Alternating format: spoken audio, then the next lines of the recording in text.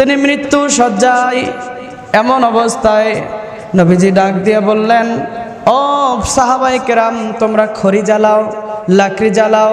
সমস্ত সাহাবায়ে কেরাম যখন একত্রিত হয়ে খড়ি জ্বালাইলেন, লাকড়ি জ্বালাইলেন, এই সময় আমার নবীজি ডাক দিয়ে বলতেছেন, ও বিশাল আকাশের মালিক, ও রব্বে কারীম, ও রব্বে কারীম, আমার মন চায় না যে আমি আলকামাকে পোড়াই, কিন্তু আলকামার মা আলকামাকে ক্ষমা করে দেয় না। ও রব্বে কারীম, তুমি এটার ফয়সালা করে দাও। আলকামাকে যখন আগুনে নিক্ষেপ করার জন্য আগুনের মধ্য দেবে, আলকামার মা ডাক দিয়ে বললেন, ও নবী গো, আমার কলিজার টুকরার সন্তানকে আগুনের মধ্য দিবেন না। বলেন আল্লাহু আকবার। সবাই মনোযোগ দেন, কি হয়েছে। আলকামা রাদিয়াল্লাহু তাআলা আনহু তাকে সাহাবায়ে কেরাম ধরে যখন আগুনের মধ্যে নিক্ষেপ করবেন, এমন সময় আলকামার মা ডাক দিয়ে বললেন, নবী গো, যত কিছুই হোক না কেন, আমার কলিজার টুকরার সন্তানরা আপনি আগুনে পুড়াইতে পারেন না। আমার সন্তানরা আমি বড় মহাব্বত করি, আমার সন্তানকে বড় ভালোবাসি, ওর জন্য আমি কত কষ্ট করেছি। ও নবী, আমি আমার আলকামাকে ক্ষমা করে দিলাম। সুবহানাল্লাহ বলেন। নবীজি যদিও আলকামাকে আগুনে পুরাবেন না, শুধুমাত্র মায়ের হৃদয়টা, কঠোর হৃদয়টা গলানোর জন্য এই পদ্ধতিটা তিনি করেছিলেন। সঙ্গে সঙ্গে নবীজি ডাক দিয়ে বললেন, আলকামা এবার কালেমা পড়ো। আলকামার সমস্ত দ্বিধাদ্বন্দ্ব ছেড়ে, সমস্ত জড়তা ছেড়ে জবান থেকে নবীজি শুধু বলে দিয়েছে কালেমা পড়ো। সঙ্গে সঙ্গে আলকামার মুখ থেকে জবানে উচ্চারিত হয়েছে, লা ইলাহা ইল্লাল্লাহু মুহাম্মাদুর রাসূলুল্লাহ সাল্লাল্লাহু আলাইহি ওয়াসাল্লাম। এই ছোট্ট একটা সহি ঘটনা থেকে বুঝতে পারলাম মায়ের বদদোয়া কেমনটা ভাবে কাজে লাগে। মা যদি কারো জন্য বদদোয়া করে, এই দোয়ার মধ্যে কোনো পর্দা থাকে না। আমার নবীজি বলেছেন, মুস্তাজাবুদ দাওয়া আছেন যারা, তাদের মধ্যে একজন হচ্ছে মুস্তাজাবুদ দাওয়া, অর্থাৎ যাদের দোয়া আল্লাহ কবুল করে নেয়। তাদের মধ্যে অন্যতম ব্যক্তি হলেন মা এবং বাবা। মা বাবা যদি কোনো সন্তানের জন্য কখনো দোয়া করে, এই দোয়ার মাঝে আর আল্লাহ তাআলার কবুলিয়তের মাঝে কোনো পর্দা থাকে না। বলেন সুবহানাল্লাহ। ও মায়েরা এসেছেন, সন্তানেরা দুষ্টমি করে, আপনিও একটু রাগান্বিত হয়ে বলেন যে তোর মরণ হয় না, মনে রাখবেন এমন কথাও যদি বলেন, এটা কিন্তু লিখে নেওয়া হয়েছে। তাই তাচ্ছিল্যর চলে, রাগারাগির চলে, কোনো সময় জন্য যেন সন্তানের জন্য বদদোয়া দিয়ে ফেলান না, তাহলে কিন্তু এক সময় আপনি নিজেই আফসোস করবেন। আলকামা মৃত্যু সজ্জায়, ওই আলকামার মা যদি বেঁচে না থাকতেন, তাহলে একটাবার চিন্তা করুন, ক্ষমা নেওয়ার কি কোনো সুযোগ থাকতো? আর ঈমান নিয়ে কি মরার কোনো অপশন থাকতো?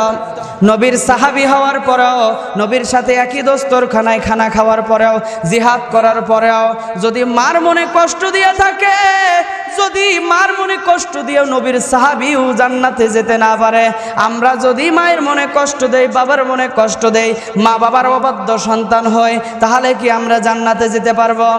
পারবো না।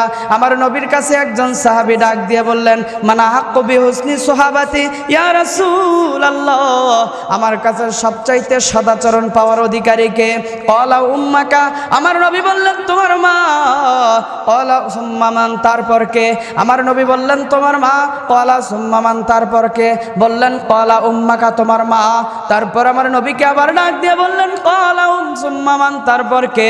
আমার নবীজি বললেন ক্বালা আবুকা, তারপর তোমার বাবা। বলেন না সুবহানাল্লাহ। মা বাবার মর্যাদা এত বেশি, মা বাবার হুকুম আহকাম, বৈধ হুকুমগুলো পালন করতে হবে। কার কথা? আল্লাহ পাক বলেন, ক্বাদা রাব্বুকা আল্লা তা'বুদু ইল্লা ইয়াহু, তোমরা একমাত্র আল্লাহর ইবাদত করবে, তিনি ব্যতীত কারো ইবাদত করা যাবে না। ওয়াবিল ওয়ালিদাইনি ইহসানা, তাদের সাথে সদাচরণ করবে, তাদের সাথে কটু কথা বলবে না। ইম্মা ইয়াবলুগান্না ইনদাকাল কিবারা আহাদুহুমা আও কিলাহুমা ফালা তাকুল লাহুমা উফফিন ওয়া লা তানহারহুমা ওয়া কুল লাহুমা কওলান কারীমা। ও দুনিয়ার মানুষ, তোমরা তোমাদের মা বাবার যদি দুইজনকে অথবা দুইজনের একজনকে পাও, একজন অথবা দুইজন, মা বাবা কয়জন? দুইজন। কিন্তু বৃদ্ধা অবস্থায় যদি তোমাদের মাকে পাও অথবা বাবাকে অথবা তাদের দুইজনকে, তাহলে তাদের সাথে সদাচরণ করো। তোমাদের কাঁধে কাঁধে যখন তারা আসবে, বৃদ্ধা বয়সে তাদের দেখার কেউ থাকবে না, তুমি সন্তান হিসেবে তাদেরকে 3 বেলা খাবার দিচ্ছ, তোমার বাড়িতে রেখেছ, তোমার ঘরে রেখেছ। আর তোমার মা বাবার কারণে যদি তোমার কপালটা ভাঁজ হয়ে যায়, আর যদি তুমি বলো দৌড় বুড়া বুড়িরা মরেও না বাঁচেও না, আমার পালত এসে পড়েছে, এমন যদি হয়, আমার আল্লাহ পাক বলেন তোমরা এই শব্দটা বলো না।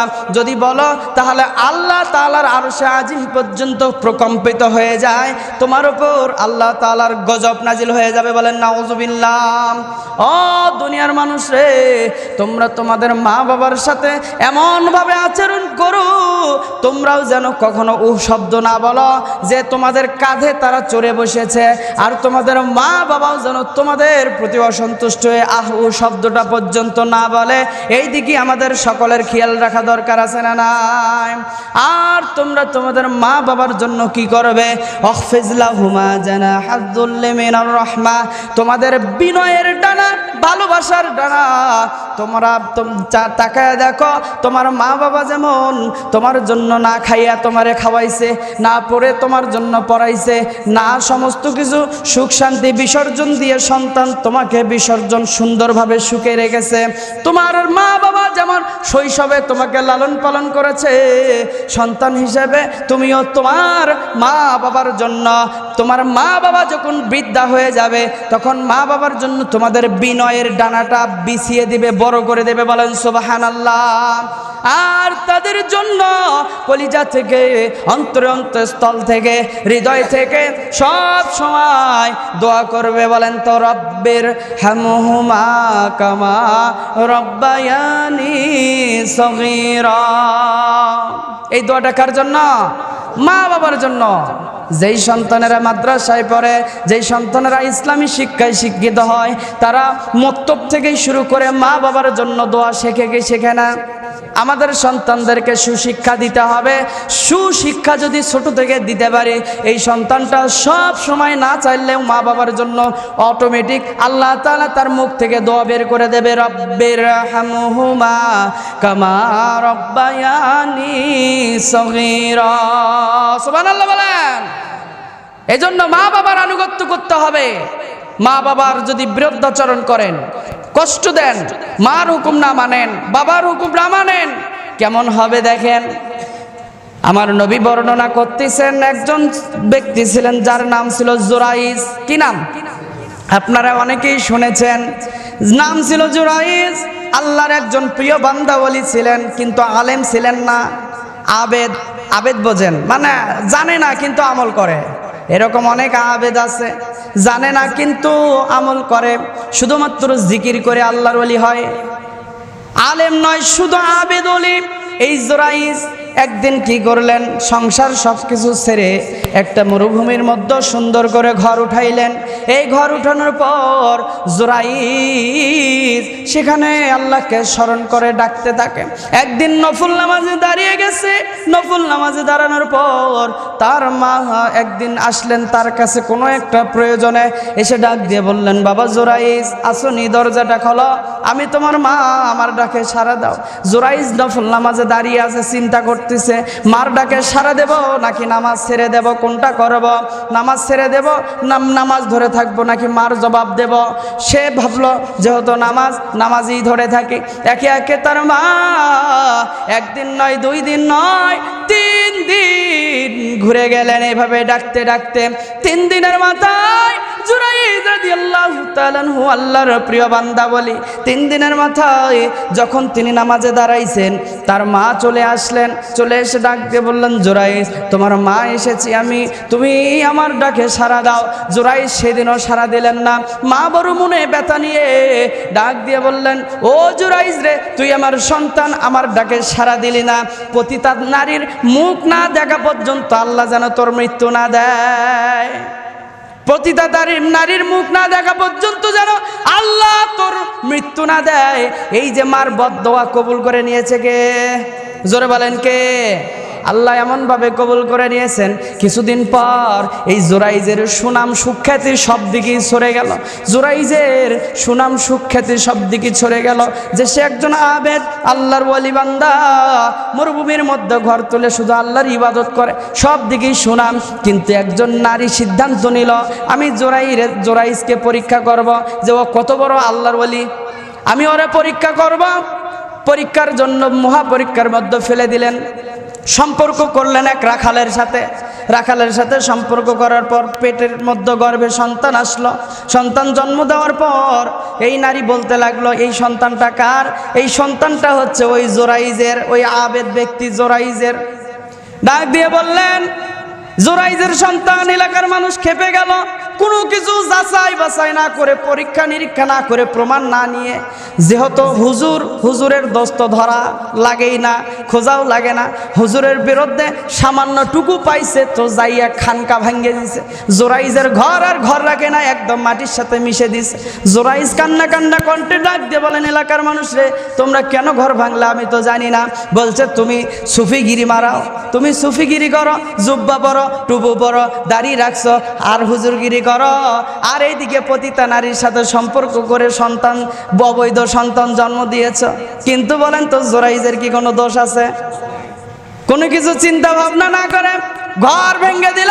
জুরাইজ ডাক দিয়ে বললেন, আমি এই দোষের মধ্যে কোনো প্রকারের সম্পৃক্ত নই, বিশ্বাস করো। বলছে, তোমার বিশ্বাস বাদ দাও, যা করছো ভালোই করছো, এবার শাস্তি ভোগ করো, এলাকা থেকে চলে যাও। এলাকা থেকেও তাড়িয়ে দেয়। এমন ভুল বোঝাবুঝি হয় কি না? মনে রাখবেন, ছোটোখাটো হোক আর বড় ছোট হোক, সব কিছু তদন্ত করে প্রমাণ স্বরূপ বের করে একজন আলেমের বিরুদ্ধে যখন আপনি কোনো মিথ্যা কথা বলবেন, সঠিক প্রমাণ যদি থাকে তাহলে তাকে শাস্তির আওতায় আনবেন। যদি প্রমাণ না থাকে তাহলে কখনো সমালোচনা করা যাবে না, তাহলে কবিরা গুনাহ হবে। এইবার জুরাইজ ডাক দিয়ে বলতেছেন, ওই পতিতা নারীকে ডাকো, সন্তান সহ যেন আসে। সন্তানটা সহ, পতিতা নারী সহ যখন সামনে আসলেন, ডাক দিয়ে জুরাইজ ডাক দিয়ে ওই ছোট্ট সন্তানটাকে ডাক দিয়ে বলতেছেন, শিশু সন্তান, মাত্র 7-8 দিন বয়স। ডাক দিয়ে বলতেছেন, ও শিশু সন্তান রে, আমি একজন আল্লাহর বান্দা বলতেছি, শোনো শোনো, আমি নির্দোষ, এটা আমি জানি। ও সন্তান, তুমি জবান ছেড়ে বলো তো তোমার বাবা কে? বলেন না সুবহানাল্লাহ। সঙ্গে সঙ্গে শিশু সন্তানের জবান আল্লাহ তাআলা খুলে দিলেন।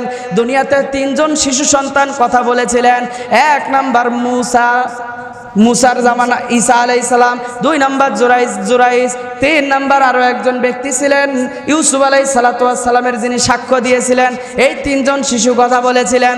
তার মধ্যে এই জুরাইজ ডাক দিয়ে বললেন, ও শিশু সন্তান রে, শোনো শোনো, তোমার বাবাকে একটু বলো তো। শিশু সন্তান সঙ্গে সঙ্গে হাজার হাজার জনতার সামনে জবান ছেড়ে ডাক দিয়ে বললেন, আমার বাবা একজন রাখাল। আমার বাবাকে রাখাল। জবান ছেড়ে যখন বললেন, সবাই অবাক। এখন সবাই বলতেছে, জুরাইজ, আমরা ভুল করছি, তোমার ঘরটা আমরা স্বর্ণ দিয়ে তৈরি করে দিচ্ছি। বলেন তো, যেই মন একবার ভেঙে দিয়েছে, ওই মন কি জোড়া লাগা যায়? আয়না যদি একবার ভাঙে, যতই জোড়া দেন দাগ কিন্তু থেকেই যায়। জোড়াই ডাক দিয়ে বলতেছেন, এলাকার মানুষ রে, আমার ওই স্বর্ণের ঘরের দরকার নাই। যেমন টাটির বেড়ার ঘর ছিল, যেখানে আমি আমার আল্লাহকে স্মরণ করতাম, এই ঘরটা হলেই আমার যথেষ্ট হবে। বলেন না সুবহানাল্লাহ। বলতেছিলাম, মা বদদোয়া করেছিলেন, কবুল হয়ে গেছে। ও সন্তানেরা, এই 2টা শিক্ষা থেকে, আমাদের ঘটনা থেকে শিক্ষা নিতে হবে। আমরা মা বাবার অবাধ্য হব না। যদি মা বাবা কোনো ক্রমেই বদদোয়া করেই ফেলে যে কখনো সুখ হবে না, মা বাবা যদি কখনো একবারের জন্য বলে তুমি শান্তি পাইবা না, মৃত্যুর আগ পর্যন্ত ছটফট করতে হবে, কলিজার মধ্যে শান্তি পাবেন না, শান্তি তো থাকবেই না, ইমান নিয়েও মৃত্যু হবে না। বরং মা বাবার যদি সন্তুষ্ট রাখতে পারেন, মা বাবার হুকুমগুলো পালন করতে পারেন,